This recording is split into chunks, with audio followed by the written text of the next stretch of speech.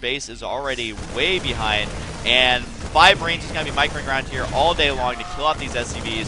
The SCVs powerless, really, to do anything, and the Marines are going to escape. So Fury now, he is against the ropes. I don't know actually what he can do. He is stuck on just basically making, not factory, but barracks units. He does have a factory, but every siege tank he makes is not very ideal, simply because he can't afford it. And so for now, Fury looks like he's just getting methodically picked apart here by Select, which Select, this is why he's #1. He is very powerful, using tons of Marines. Finally, a Select tank is on the field now, and you may be wondering, how does Select have so many units just off of one base? Well, you gotta remember, the majority of the units that he got in the early game was those Marines. Yeah, he did go for a Banshee, but Fury says, GG, well played, so it really comes down to the harassment by Select. I do want to go back to, I don't know, how about 7 minutes? That sounds good. Essentially, at this point in the game, this is when the Banshee's just now popping out. It's right here. And Fury definitely has an advantage in the next couple of minutes here. He intercepts the Banshee perfectly. I mean, the Viking, I don't know how he knew exactly where that Banshee was going to be, but it flew right into the Banshee. It catches a glimpse of the Banshee right there, turns the Viking around, and as soon as the Banshee's right about here, it's pretty much boned. There's nothing it can do. The missile turret timing was impeccable, able to place them perfectly, and puts him in a position in the mineral line where it will cover all of the workers. And then at this point, Select is like, oh great, the timing of the expansion is way before me. I'm only stuck on one base. I don't even have a command center on the way. So what he does is he throws down additional racks, and he just begins making a ton of Marines. Even this building, which has the tech lab on it, using it for the combat shield, still just making Marines out of here. And he does land this one. I think he gets all Marines. I don't think he got a single Marauder. Yeah, you can see he can produce those Marines. And then he does get out the medevacs on the way.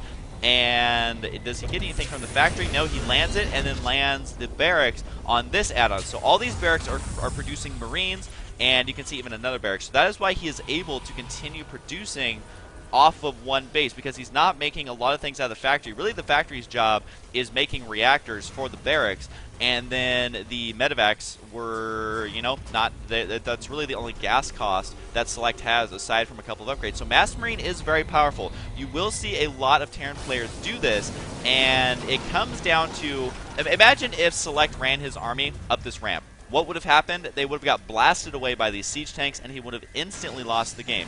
That's exactly what would happen. But if you're going this Master Marine play, you can't do that. You have to do harassment, and that is exactly what he did. Medevacs, boom, dropping them all over the place, playing it like a Zerg versus Terran. And he was able to harass this. Now, to be completely honest, what Fury could have done better is make sure he has vision of his entire base. If you look at Select's base, he has no part of this base that is unseen. A tiny little corner right here, you can't really do a lot with that. But his entire base can be seen, but at the same time, when you look at Fury, there's a little corner over here that you can't see, which ended up costing him in the long run, because now these siege tanks are forced to back out, and that's not exactly what you want to be happening. You don't want to be fighting on two fronts. And then he did lose this orbital command, which he should have lifted this off a little bit earlier, but at the same time, Stim Marines, this many Stim Marines in your base are going to kill a command center, and at that point, the only thing you can really do is try and summon fuel to repair it. But is that going to be enough? Not really. You can see he did bring an SCV over to try and repair it, but it just wasn't enough. It was a little bit too late, and then after that, he could not recover from the damage that was dealt. So the Raven not playing a huge role because it did get taken out right there, but you will see Ravens used quite a bit.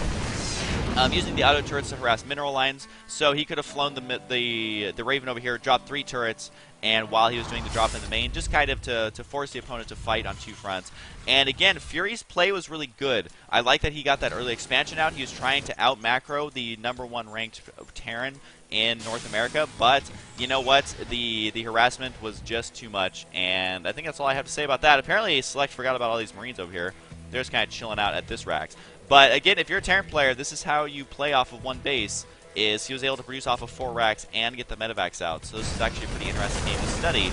Is you got to be careful with these Marines, because if you go against a bunch of Marines and Marauders, or a well-placed siege tanks or something like that, you are going to be in a lot of trouble. It takes a very high-tier player to be able to do this. And look at this, he saves these Marines in the nick of time, but this Marine being a hero Marine and actually killing the medevac. Regardless though, good game. I hope you guys enjoyed it. I actually have one more game of Fury versus Select, so I'm going to go ahead and cast that one.